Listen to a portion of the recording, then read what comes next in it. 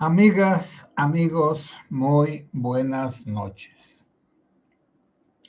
Soy el padre José Luis Segura Barragán, que transmite desde La Loma, Jalisco. Pertenezco a la diócesis de Apatzingán. Uno de los comentarios sobre la situación negativa, pues, del país, de la humanidad, de la iglesia, es que pudiéramos quedarnos con la idea, pues, pesimista, negativa, de que no se puede hacer nada. Pues sí, sí se puede hacer, aunque sean pocas cosas. Bueno, miren, lo del chat no lo veo, quién sabe qué habrá pasado, pero no importa. Con que se oiga y se vea, bueno, está bien. Les decía que tuve un comentario de alguien que dijo que después de escuchar a una persona, una plática del informe de la realidad, que entonces esa persona, bueno, ella se sintió muy mal o él, ya no me acuerdo, y le comentó al expositor, bueno, ¿y qué hacemos? ¿Nos vamos a quedar con las manos cruzadas? ¿Nos vamos a quedar con la mala idea? ¿Vamos a quedarnos con el mal sabor de boca? ¿Con una impotencia? No,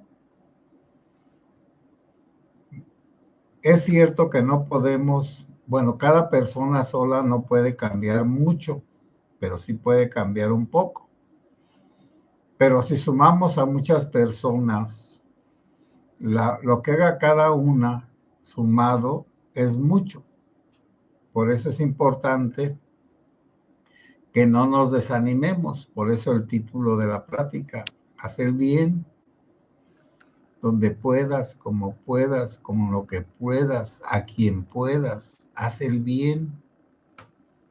Porque hacer el bien es como prender un cerillito en la oscuridad o ahora un encendedor, en lugar de estar maldiciendo la oscuridad. No nos ganamos nada con maldecir la oscuridad. Nos ganamos algo prendiendo un cerillito. Es el ejemplo de un estadio. Se fue la luz. Entonces a uno se le ocurrió pues prender un cerillito. Ahora sería el celular. Y todos eran miles. Prendieron su celular e iluminaron el estadio. Así es la sociedad. Pero se necesita que alguien empiece, que alguien motive, que alguien dé un buen ejemplo. ¿En qué podemos ayudar? Las cosas más sencillas. Si alguien necesita comer, podemos darle una despensa, por más pequeña que sea, le servirá bastante. Si alguien tiene un enfermo, un accidentado, pues podríamos regalarle unos pañales desechables para adulto, para que por lo menos, que al cabo con 100 pesos, con 200 se compran unos 10, unos 15, y entonces la persona que los recibe, la familia que está gastada por la enfermedad o por el accidente, por el hospital, esa persona recibe una pequeña ayuda y no es humillativa de ninguna manera. Ahora, hay personas que son más sensibles y cuando ven que alguien está solo o sola, le llevan de comer todos los días y van y le preguntan que cómo está, que si ya se tomó sus medicinas. Y si no se ha tomado sus medicinas, pues entonces las compran y se las dan. En ese caso, tengo muchos testimonios de personas que han ayudado a otras. Allí en uno de los ranchitos de la antigua parroquia, a un viejito le salió un grano en la nariz, un grano canceroso. Pues como era muy pobre, no se atendió Y cuando ya se estaba muriendo, me pidieron que fuera a ponerle los santos óleos. Pues ya no tenía nariz, tenía un hueco, que ya se le había destruido los labios, el paladar, y tenía un huecote por donde le daban de comer. Y ya alguien le prestó un ventilador, porque era una casita muy pobrecita, muy humilde. Y la vecina que vivía enfrente, que tenía una tiendita, un changarrito, le llevaba de comer todos los días, pues líquidos, porque ya no podía tomar otra cosa. Y acompañarlo. Así que cuando murió, pues la comunidad, el pequeño ranchito del Paso del Capire, que ahora está solo, deshabitado, pues le daba una caridad. Cuando íbamos a misiones, siendo seminarista en Purépero, dábamos unas pláticas en una capilla. Y ya luego nos dijeron algunas señoras, vamos a visitar a fulana. Pues vamos. Y ahí enfrente de la capilla vivía una mujer que tenía como 20 o 30 años, inválida, y que las vecinas le lavaban la ropa, le daban de comer, la cuidaban. La enferma tenía buen carácter. Cuando alguien la iba a visitar, platicaban muy a gusto. En lugar de irse tristes por ver a aquella mujer allí imposibilitada, salía uno contento en el sentido de que ni renegaba, ni criticaba, ni se hacía la víctima estando en esa situación tan terrible. Bueno, les podría así contar más cosas de cuando la gente es humana, todavía siente, todavía se compadece y todavía comparte. Me van a decir, padre, pero es que en nuestros días se está acabando ese sentimiento humano. Sí, es cierto, la indiferencia ante el dolor humano, como que le va poniendo a uno un callo, se le va encalleciendo la conciencia, la sensibilidad, y en lugar de que uno mismo sienta ganas, mejor se voltea para otra parte, porque fijarse en los enfermos, en los pobres y en los necesitados es ver las necesidades y aún económicas y tener que remediarlas. Y digo tener que remediarlas porque la conciencia le dice a la persona que está más favorecida, ayúdala, ayúdalo. Bueno, entonces, lo primero que tenemos que hacer, cada uno de nosotros, es recuperar la sensibilidad humana hacia el sufrimiento ajeno, hacia la necesidad de los demás. Y como ven ustedes, no es una gran cosa, no se necesita estudiar, no se necesita ayunar, no se necesita sacrificarse ni hacer oración toda una noche. Lo único que se necesita es tener un corazón sensible al sufrimiento de los demás. Bueno, ese sería como candil de la calle. Pero luego está el candil de la casa, que quizá allí sea más difícil servir, sea más difícil compadecerse y sea más difícil tratar de componer las cosas. Porque las ofensas más terribles no nos llegan de los de afuera, nos llegan desde nuestra propia familia, por dentro. Y también eso de que uno mismo vaya buscando la manera de suavizar los desencuentros y algunos que tienen pues rencores de muchas cosas, rencores reales, por causas reales, no imaginarias ni imaginativas. personas que han sufrido la injusticia en su familia. Por ejemplo, las personas de capacidades diferentes, cuando la familia es insensible también al dolor de los demás. Y no, ahí no voy a poner pues ejemplos, pero aún las palabras pueden ser ofensivas y el modo de tratar a ese tipo de personas. Y es muy triste que en lugar de que los familiares comprendan la situación diferente de la persona que no tiene sus capacidades completas, o su cuerpo, o su espíritu, y que la traten de una manera despectiva y como si fuera un peso, un fardo, una carga, y a veces les da vergüenza pues mostrar a las personas que no están bien, pero bueno, eso ya depende de cada quien. A veces iba a la casa de una señora, bueno, de un matrimonio de la Renovación, los fundadores en Apatzingán de la Renovación, que eran de Tangancícuaro.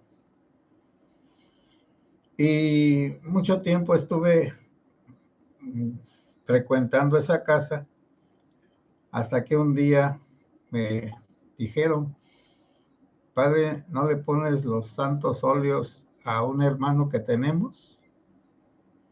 ¿Cuál? Yo los conozco a todos.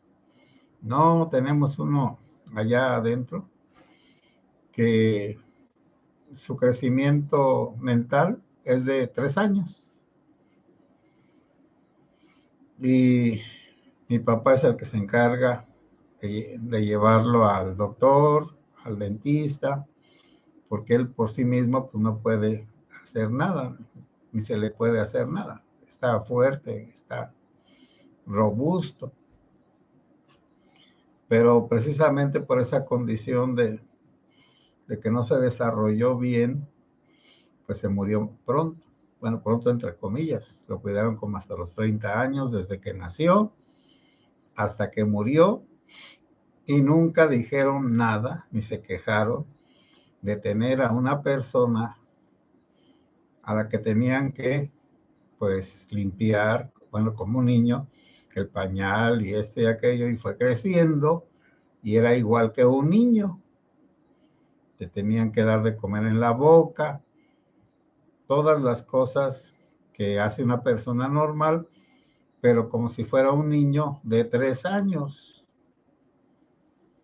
Y el cariño y el cuidado, pues a esa familia se la lleva al cielo, por supuesto, se van al cielo, porque es la misericordia en la misma familia. Y cuando alguien tiene un enfermo así, pues uno tiene que tener la disposición a estar como encadenado, o estar amarrado, o estar limitado por las atenciones que se le tienen que dar al enfermo o a la enferma. Porque cuando uno se hace responsable, o quien sea que se haga responsable de un enfermo de este tipo, pues necesita estar al cuidado las 24 horas del día, naturalmente no pegado ahí, sino con la cocinera y con la enfermera, o con la señora que cuida al enfermo o a la enferma, pero de todas formas estar cuidando su salud, que una diarrea, que la temperatura, que le duele la cabeza, que tiene una contrariedad, porque ya no está bien de su carácter. Y en muchos casos, pues la gente es inhumana, completamente inhumana. Por ejemplo, cuando estuve de vicario hace ya mucho tiempo, más de 30 años en catedral, el padre Moisés puso un asilo para ancianos que está muy bien, todavía funciona. El padre Moisés pues no ha muerto. El padre Moy le dice que es muy famoso en Apatzingán porque estuvo mucho tiempo en la catedral e hizo muchas cosas buenas, como el asilo de ancianos que está en la capilla de San José. Por cierto que una vez en vivo los de la televisión de Apatzingán lo acompañaron a una casa allá en los cerros, a una covacha, donde una viejita, el padre la había invitado al asilo y le dijo que sí. Pero cuando ya fue el padre Moisés de verdad a decirle a la señora, ella dijo que ella no quería irse al asilo, que ella quería vivir y morir en su casa, ella sola, ella vivía sola. Bueno, se le respeta su voluntad. Y en ese asilo del padre, como acá también somos de otra manera, un día encontré a un señor con una caja de esas de madera de los jitomates o pepinos o lo que sea en cada lugar. Antes pues eran de madera. Y un ventilador. Y ya le dije a la encargada del asilo, ¿y ese señor qué? Dice, es que no, lo trajeron aquí y no se sintió a gusto y ya se va. Se va con sus cosas. Pues está bien. A nadie se le puede tener por la fuerza. Si puede moverse, pues que se vaya. Pero de todas formas, hay gente intratable. Y les digo que cuando estuve atendiendo las oficinas, donde llegó un matrimonio, y ya me dijeron, queremos ver lo del asilo, no, pues ahorita no está el padre Moisés.